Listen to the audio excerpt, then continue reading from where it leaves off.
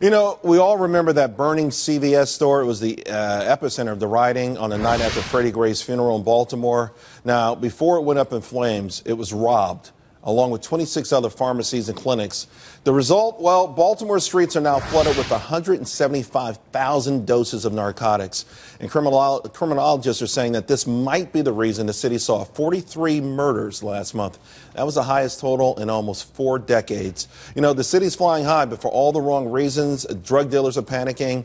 Now, CVS has already said they're going to rebuild, but upon further review, should they rebuild? And if they do, what's going to be the consequence of it? Here's the bottom line.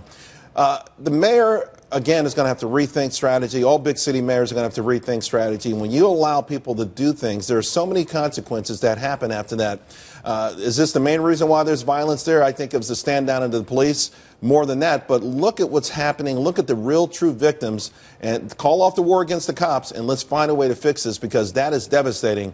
And the big question, Ross, is should business even consider going back there? I think CVS it's a noble gesture. A cynic may say, no, Charles, they're going to make money, so it's just business 101. But you don't have to put a location everywhere you might make money. That's true, but you also have to rebuild cities after they go through these shocks. I mean, Baltimore. You rebuild them without. It's sort of like the economic argument in Europe, right? Do you bail out Greece before they make reforms?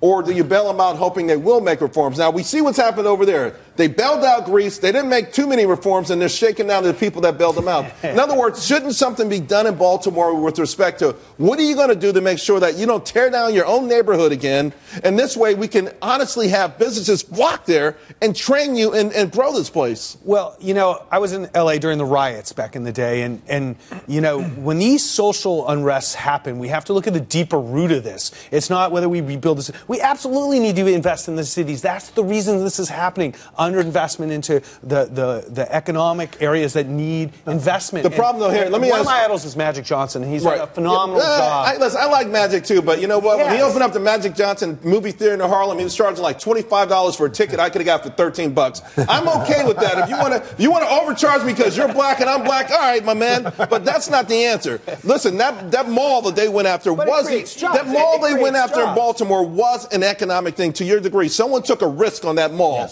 and that mall was the first target. So you know what? But it has insurance. No, that's not about insurance. I'm not going to put my money into a mall and try to provide jobs, and as soon as you get pissed off, you burn down the mall. To me, it really is almost a bond and a partnership between the safety, the security, the police, and business. And the community. And look at Times Square. My pop may not like Times Square now, but it's booming. You know why? It got cleaned up. It is safe.